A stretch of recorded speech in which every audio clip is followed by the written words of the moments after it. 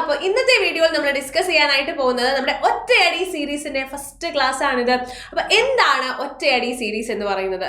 നിങ്ങൾക്ക് എക്സാമിന് ഏറ്റവും ഇമ്പോർട്ടൻ്റ് ആയിട്ടുള്ള ടോപ്പിക്കുകൾ വളരെ ക്രിസ്റ്റൽ ക്ലിയർ ആയി വളരെ 10 to 15 മിനിറ്റ്സ് കൊണ്ട് ഏറ്റവും ഇമ്പോർട്ടൻ്റ് ആയിട്ടുള്ള രീതിയിൽ വളരെ ക്രിസ്പായി ഒറ്റയടിക്ക് നിങ്ങളെ പഠിപ്പിക്കാൻ പോകുന്ന സീരീസ് ആണ് ഒറ്റയടി സീരീസ് എന്ന് പറയുന്നത്.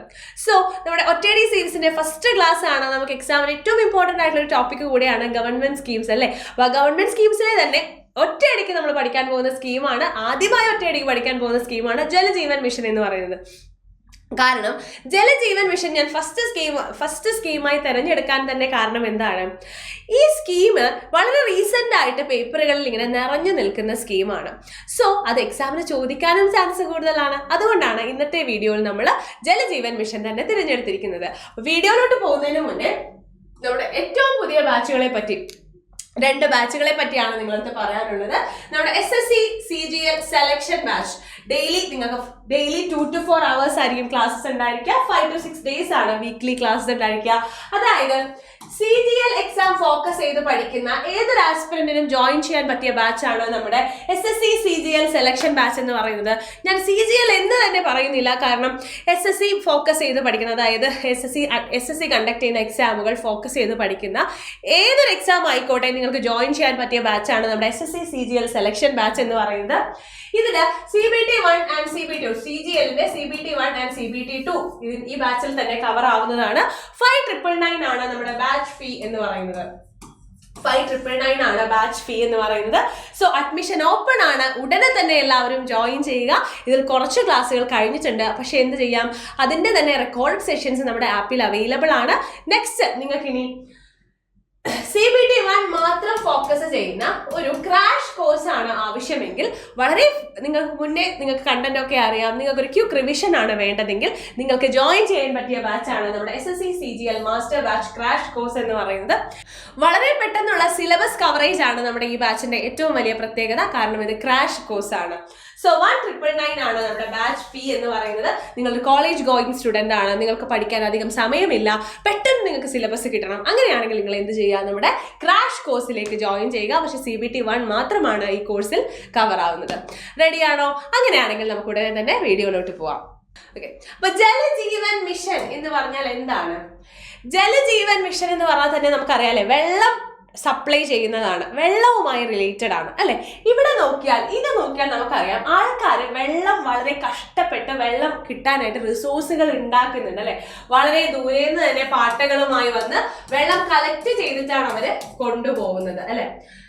അങ്ങനെ നമുക്ക് പറയാനായിട്ട് സാധിക്കും അല്ലെ. വളരെ ദൂരെ നിന്നേ വെള്ളം കളക്ട് ചെയ്യാനുള്ള സാധനങ്ങളുമായി വന്ന് വെള്ളം കളക്ട് ചെയ്താണ് അവർ കൊണ്ടുപോകുന്നത് എന്ന് നമുക്ക് കാണാനായിട്ട് സാധിക്കും. അപ്പോൾ അവർ കഷ്ടപ്പെട്ടാണ്, അവർക്ക് വാട്ടർ റിസോഴ്സുകൾ ഇല്ല, അതിനു വേണ്ടി അവരെന്ത് ചെയ്യുന്നുണ്ട്, അതിനുവേണ്ടി അവരുടെ ബുദ്ധിമുട്ട് ഒഴിവാക്കാനായിട്ട് വീട്ടിൽ ടാപ്പ് കണക്ഷൻ കൊണ്ടുവരിക എന്നുള്ളതാണ് ഇതിന്റെ ഏറ്റവും വലിയ പ്രത്യേകത എന്ന് പറയുന്നത് അല്ലെ. അപ്പോൾ ഈ ബുദ്ധിമുട്ട് ഒഴിവാക്കാനായിട്ട് വീട്ടിൽ ടാപ്പ് കണക്ഷൻ കൊണ്ടുവരിക, അതാണ് ഇതിന്റെ ഏറ്റവും വലിയ പ്രത്യേകത എന്ന് പറയുന്നത്. അപ്പൊ ഇതിന്റെ ജലജീവൻ മിഷന്റെ ലോഞ്ച് ഡേറ്റ് വരുന്നത് August 2019 ആണ്. നാഷണൽ റൂറൽ ഡ്രിങ്കിംഗ് വാട്ടർ പ്രോഗ്രാമിനെ റീസ്ട്രക്ചർ ചെയ്തിട്ടാണ് ജലജീവൻ മിഷൻ കൊണ്ടുവന്നിട്ടുള്ളത്. ഇതിന്റെ നോഡൽ മിനിസ്ട്രി എന്ന് പറയുന്നത് മിനിസ്ട്രി ഓഫ് ജലശക്തി ആണ്. മിനിസ്റ്റർ ഓഫ് ജലശക്തി ആരാണ് എന്നുള്ളത് കമന്റ് ബോക്സിൽ കമന്റ് ചെയ്യുക. അപ്പൊ എല്ലാ വീട്ടിലും ഹൗസ് ഹോൾഡ് ടാപ്പ് കണക്ഷൻ, അതായത് ഫങ്ഷണൽ ആയിട്ടുള്ള household tap connection provide ചെയ്യുക എന്നുള്ളതാണ് ഇതിന്റെ ഏറ്റവും വലിയ പ്രത്യേകത എന്ന് പറയുന്നത്.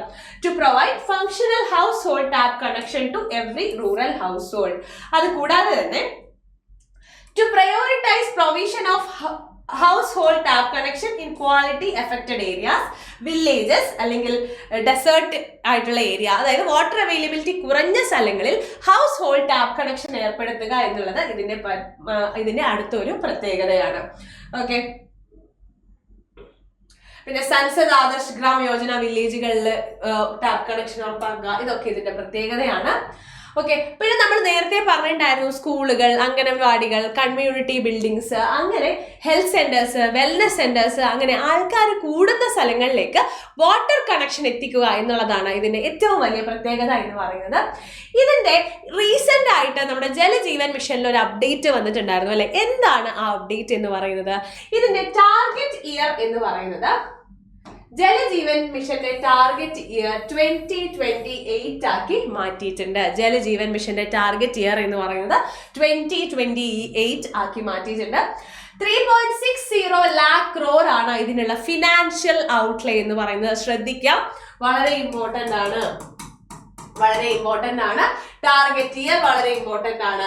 അത് കൂടാതെ തന്നെ ഇവിടെ കൊടുത്തിട്ടുള്ള മിനിസ്ട്രി വളരെ ഇമ്പോർട്ടന്റ് ആണ് എന്നുള്ള കാര്യം ആലോചിക്കാം. മിനിസ്ട്രി വരുന്നത് മിനിസ്ട്രി ഓഫ് ജലശക്തി ആണ്. ടാർഗറ്റ് ഇയർ 2028 3.60 lakh crore ആണ് ഫിനാൻഷ്യൽ ഔട്ട്ലേ എന്ന് പറയുന്നത്. ഇനി ഇവിടെ നിങ്ങൾ ശ്രദ്ധിക്കുക, സ്കീമിന്റെ ടൈപ്പ് എന്ന് പറയുന്നത് it is A centrally sponsored scheme. Centrally sponsored scheme ആവുമ്പോൾ ഉള്ള ഫണ്ടിങ് പാറ്റേൺ നമ്മൾ ഓൾറെഡി പഠിച്ചതാണ്, എന്നാലും ഇവിടെ ചെറിയൊരു ഡിഫറൻസ് ഉണ്ട്. അതായത് ഹിമാലയൻ സ്റ്റേറ്റുകളാണെങ്കിൽ, അതായത് ഉത്തരാഖണ്ഡ്, ഹിമാചൽ പ്രദേശ്, നോർത്ത് ഈസ്റ്റ് സ്റ്റേറ്റുകൾ, ഇനി യൂണിയൻ ടെറിട്ടറി വിത്ത് ലെജിസ്ലേച്ചർ, ഇതൊക്കെയാണെങ്കിൽ 90:10 എന്നുള്ളതാണ് ഫണ്ടിങ് പാറ്റേൺ നമ്മൾ പറഞ്ഞിട്ടുണ്ടായിരുന്നു അല്ലെ. 90% ഓഫ് ദ മണി പ്രൊവൈഡ് ചെയ്യുന്നത് സെൻട്രൽ ഗവൺമെന്റും 10% പ്രൊവൈഡ് ചെയ്യുന്നത് സ്റ്റേറ്റ് ഗവൺമെന്റുമാണ്. ഇനി യൂണിയൻ ടെറിട്ടറി വിത്തൗട്ട് ലെജിസ്ലേച്ചർ വരുന്നത് 100:0 ആണ്. അതായത് 100% പ്രൊവൈഡ് ചെയ്യുന്നത് സെൻട്രൽ ഗവൺമെന്റും 0% പ്രൊവൈഡ് ചെയ്യുന്നത് സ്റ്റേറ്റ് ഗവൺമെന്റുമാണ്. ഇനി അതർ സ്റ്റേറ്റുകൾ, കേരളം, കർണാടക, ആന്ധ്രാപ്രദേശ് പോലെയുള്ള നോർമൽ കാറ്റഗറി സ്റ്റേറ്റുകളാണെങ്കിൽ 50:50 എന്നുള്ളതാണ് എന്ത് വരുന്നത്, 50:50 എന്നുള്ളതാണ് ഫണ്ടിങ് പാറ്റേൺ വരുന്നത്. അതായത് ഇതിനു മുന്നേ നമ്മൾ പഠിച്ചിട്ടുള്ള സ്കീമുകളിലെല്ലാം 60:40 എന്നാണ് നമ്മൾ പഠിച്ചിട്ടുണ്ടായിരുന്നത് അല്ലെ. പക്ഷെ അതിൽ ഡിഫറൻസ് വന്നിട്ടുണ്ട്. ഈ ജലജീവൻ മിഷന്റെ കേസിൽ അത് 50-50 ആണ്. സെൻട്രൽ ഗവൺമെന്റിന്റെ, നമ്മൾ മുന്നേ പഠിച്ചത് 60% കോൺട്രിബ്യൂഷൻ സെൻട്രൽ ഗവൺമെന്റും 40% കോൺട്രിബ്യൂഷൻ സ്റ്റേറ്റ് ഗവൺമെന്റുമാണ് എന്നാണ്. പക്ഷെ ബാക്കി അതർ സ്റ്റേറ്റിന്റെ കാര്യത്തിൽ ജലജീവൻ മിഷന്റെ കേസിലാണെങ്കിൽ 50-50 ആണ് വരുന്നത്. 50 സ്റ്റേറ്റ് ഗവൺമെന്റും 50 സെൻട്രൽ ഗവൺമെന്റുമാണ് വരുന്നത്. ഇതാണ് ഒരു വ്യത്യാസം വരുന്നത് എന്നുള്ള കാര്യം ആലോചിക്കാം. അതുകൊണ്ടാണ് ഫണ്ടിങ് പാറ്റേൺ എക്സ്ട്രാ ആയിട്ട് വെച്ചത്. ഓക്കെ, അപ്പൊ